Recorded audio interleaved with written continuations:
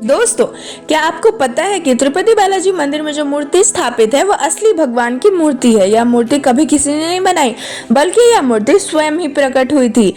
और यह भी आपको बता दूं कि उस मंदिर में विराजमान वेंकटेश्वर स्वामी की मूर्ति पर लगे हुए बाल भी उनके असली बाल हैं।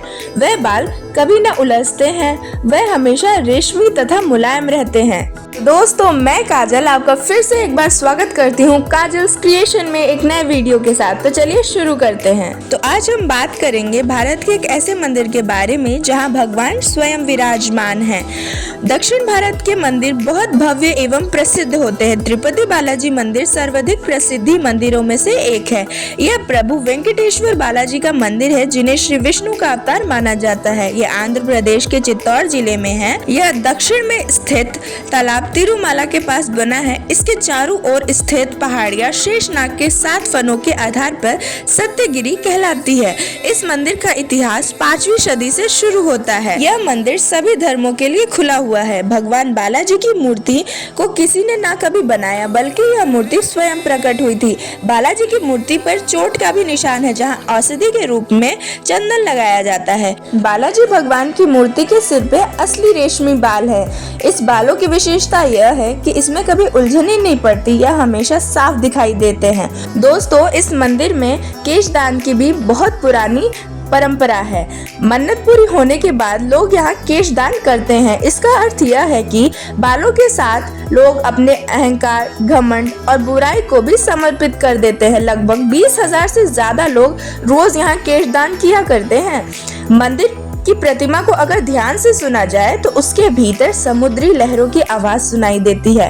बालाजी की मूर्ति हमेशा नम रहती है। अब ऐसा क्यों होता है, ये आज तक नहीं पता चला। मंदिर में रोजाना 3 लाख लड्डू बनते हैं। इस मंदिर से करीब 32 किलोमीटर दूर एक गांव है, जहां लोग बहुत ही पुराने नियमों के हिसाब से रहा करते हैं। इसी गांव से लाए फूल, फल, घी, मक्खन आदि मंदिर में चढ़ाया जाता है। उस गांव के बारे में किसी को पता नहीं है और ना ही बाहरी व्यक्ति को वहां जाने की आज्ञा है। भगवान बालाजी के हृदय में माँ लक्ष्मी विराजमान है। माता यहाँ है, यह तब पता चलता है जब हर गुरुवार को बालाजी का पूरा श्रृंगार उतार कर उन्हें स्नान करवाकर चंदन का लेप लगाया जाता है। जब चंदन का लेप हटाया जाता है तो हृदय पर लगे चंदन में देवी लक्ष्मी की छवि उभर आती है। दोस्तों, आपको जानकर हैरानी होगी कि यहाँ एक गर्भगृह में एक दीपक है, जो बिना घी और तेल के हजारों साल से जलते चला आ रहा है। अब ये कैसे होता है, इसका पता नहीं चल पाया है। पूजन कपूर को अगर कोई प्रतिमा पर लगाया जाए तो वह धीरे धीरे चटक जाती है, लेकिन बालाजी की मूर्ति पर उसका असर कभी नहीं दिखा।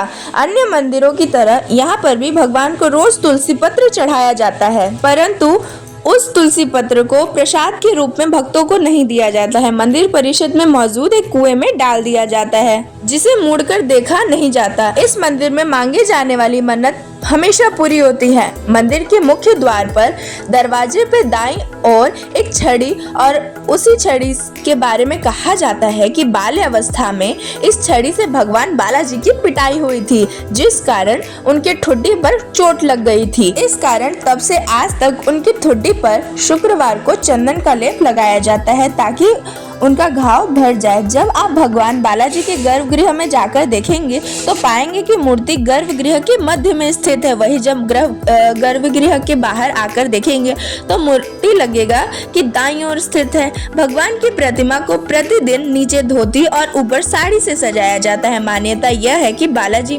में माता लक्ष्मी का रूप समाहित है, इस कारण से ऐसा किया जाता है। इस मंदिर की मूर्ति पर जो भी पुष्प माला चढ़ाया जाता है उसे मूर्ति के पीछे फेंक दिया जाता है, और इसके पीछे मान्यता यह है कि देखने पर अशुभ और पाप होता है। वैसे तो भगवान बालाजी की प्रतिमा एक विशेष प्रकार के पत्थर से बनी है, मगर मूर्ति पूरी तरीके से जीवित है। यहाँ मंदिर का वातावरण काफी ठंडा रखा जाता है। दोस्तों, आपको जानकर हैरानी होगी कि बालाजी की प्रतिमा का तापमान सदैव 110 पर हाइट रहता है, पर प्रतिमा से पसीना भी आता है, जिसे पुजारी समय समय पे पोछा करते हैं। यह मंदिर दुनिया की सबसे अमीर मंदिरों की गिनती में आता है, लेकिन असल में यहाँ के स्वयं बालाजी बहुत ही कर्ज तले दबे हुए हैं। तो अगर आप जानना चाहते हैं तो कर ले मेरे चैनल को सब्सक्राइब, क्योंकि इसके बारे में तो मैं अपने नेक्स्ट वीडियो में बताऊंगी।